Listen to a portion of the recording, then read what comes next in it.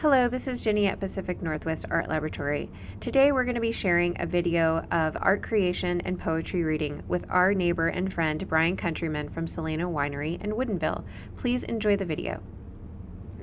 Well, today I'll be doing some poetry readings, which is not what I usually do, but I'm going to start off with a bit of Silliness by Lewis Carroll, The Walrus and the Carpenter. The sun was shining on the sea, shining with all his might. He did his very best to make the billows smooth and bright. And this was odd because it was the middle of the night. The moon was shining sulkily because she thought the sun had got no business to be there after the day was done.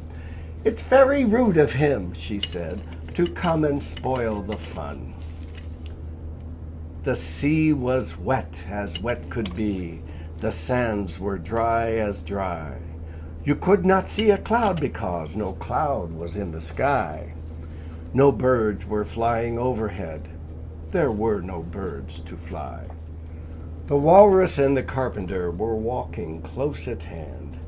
They wept like anything to see such quantities of sand. "If only this were cleared away," they said, "it would be grand." "If 7 maids with 7 mops swept it for half a year, do you suppose," the walrus said, "that they could get it clear?"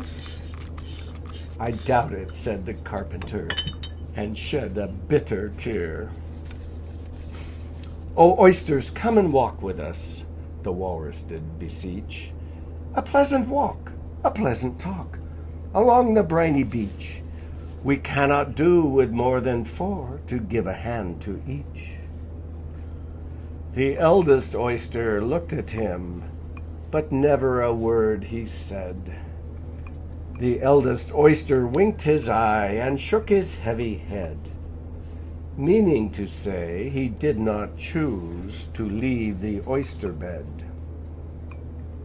But 4 young oysters hurried up, all eager for the treat.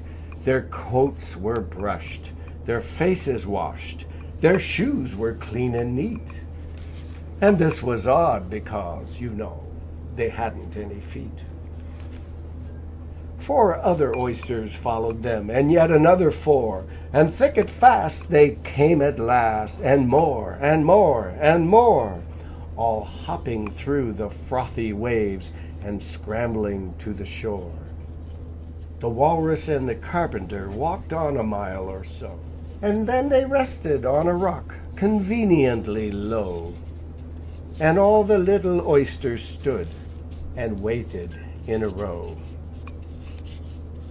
"The time has come," the walrus said, "to talk of many things, of shoes and ships and sealing wax, of cabbages and kings, and why the sea is boiling hot, and whether pigs have wings."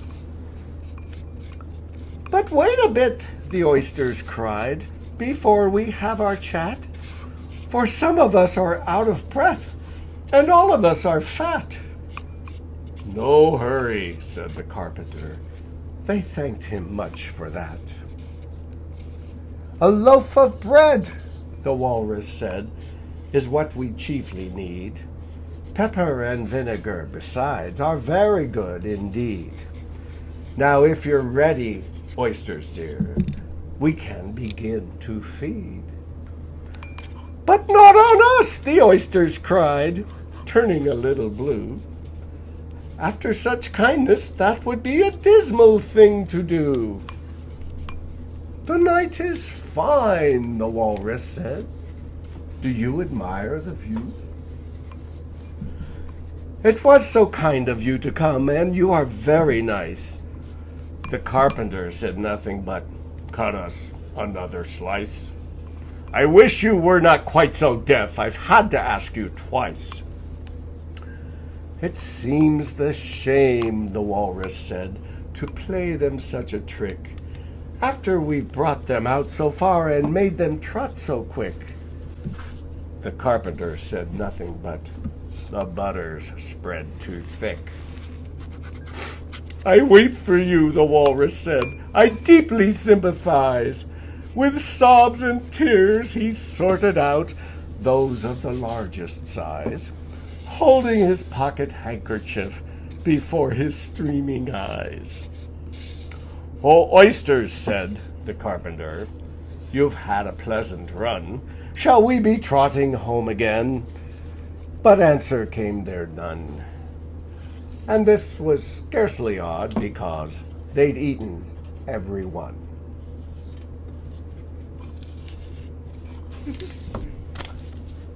Well, that's fun. We hope you enjoyed our video of poetry reading and art creation. There's just something about somebody reading to you while you paint. Please have a great day. We look forward to seeing you next time.